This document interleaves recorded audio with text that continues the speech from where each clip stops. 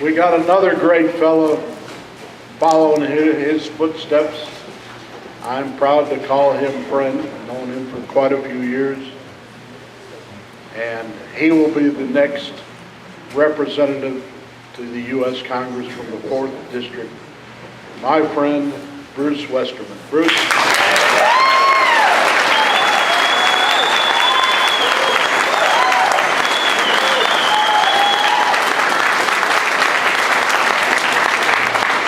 Thank you, Larry, and thank you all for coming out today. And a big thank you, because how things change in 1 year. I remember when we were at this event last year, and I was the minority leader. Now I'm the majority leader, thanks to you and the great people around the state of Arkansas. The first time in 138 years that Republicans controlled the House and the Senate in the state legislature. And that's because of the hard work of Republicans all around the state. This isn't, I was talking about the way things change. Last year when we were out here, we were talking about getting Tom Cotton elected to the 4th Congressional District. And we were talking about Tim Griffin running for re-election in the 2nd Congressional District. And I told y'all that I was blessed way more than both of them, because I got to represent the whole village and they had to split it half and half. But here we are now, and things have changed. Congressman Griffin has announced that he's not running for re-election. Congressman Cotton's running for the Senate. We need him there. We need to work extra hard to get Tom Cotton elected, to get Mark Pryor out of office. That's extremely important to our whole country. Now here I am running for Congress in the 4th Congressional District. If you had told me that this time last year, I would have just smiled and said, no way. But things do change, and it's my honor and my privilege to run to represent the Garland County side, as I did in my first term in the U.S. or in the State House, and also to I'm not going to let the county line divide my representation for the good folks in Saline County. This is a very tight-knit, great group of folks, a great group of conservatives that are here in Hot Springs Village. I tell my friends from Northwest Arkansas that you haven't got anything on Hot Springs Village as far as good Republicans and hard workers and conservative folks. So you might want to know, why do I want to go to Congress? Well, I want to go to Congress for the same reason I left. I was on the school board out here at Fountain Lake and went to the state legislature to try to stop some of the top-down edicts that were coming from the state. And I got over to the state legislature and found out that the same thing's true with the regulations and things that come down from our federal government. And now is an opportunity for me to go there and to take a stand, just like I've taken a stand in the state legislature. Many of you may remember several years ago when I got on the school board and we had the issue with the school, and we worked that out and we got the millage restructured. And a couple of weeks ago, Mike Beebe wanted to take that money away from the property owners in the local school district where that money was meant to go and put it in the state coffers. Mike Beebe said that that's just like sales tax. Property tax and sales tax are the same thing, but we stood up to him and said, no, it's not. You're not going to take that and put it into the state coffers. And I commend my colleagues there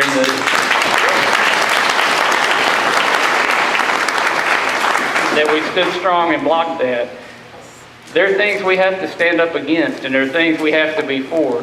And we have to have the courage to stand up against things like Obamacare, that Tom so eloquently put how bad that is for our country. As I travel around and meet business owners, I hear them talking about things like, do we cut the number of our employees back, or the number of their hours back to get them below 30 hours? Or they tell me they've got money to invest in their business, but there's no way they're going to invest in their business with these regulations and the uncertainty coming out of Washington, D.C. That's not the kind of business climate that we need to create. I've never been one that said that government creates jobs, because I don't believe government creates jobs. All government does is usually get in the way of creating jobs. And that's what Barack Obama, that's what Obamacare and many of the other regulations that are coming down from the federal government are doing. They're stifling job growth and job creation. We've got to put a stop to that. We've got to have the courage to stand up and say enough is enough, and we can't be treating our people like this anymore. That's what we had to do with some of these things on the state level. Some people don't like the fact that I stand up against things that they're trying to push. The liberals especially don't like that. But that's why I'm here. That's why I ran for school board. That's why I ran for the state legislature, and that's why I'm running for Congress.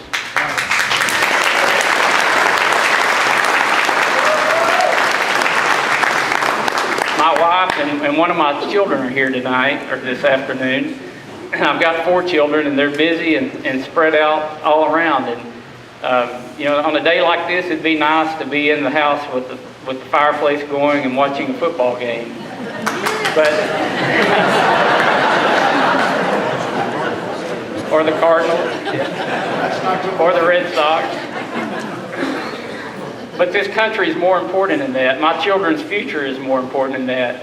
And if it takes coming out here on a cool, rainy day over a year before the election to get the message out, that's what we've got to do. And I admire you especially for being here today, because you care about this country and you care about what made this country great, and you care that the liberal forces in this country are trying to squish that.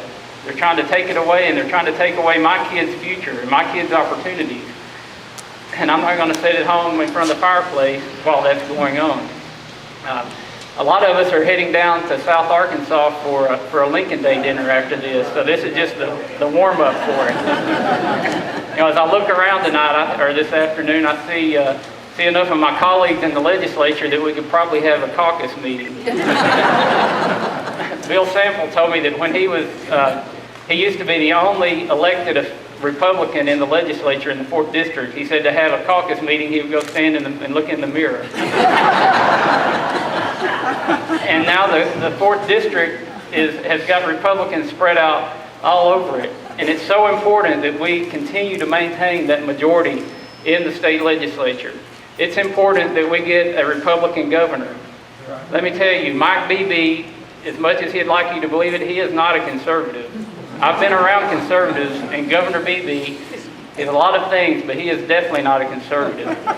Conservatives don't overturn or veto 2 pro-life bills that we went in and overrode those 2 vetoes.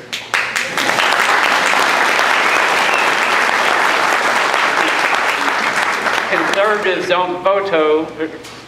don't veto voter ID laws that we went in and overrode in 1992. Now we've got another Mike that wants to be like Mike, but we don't need another Mike like the Mike that we've got. We need a conservative governor to go in that will stand up for conservative values, that will not try to come in and take local property taxes and put them in the state coffers and set a precedent so they can do that all over the state.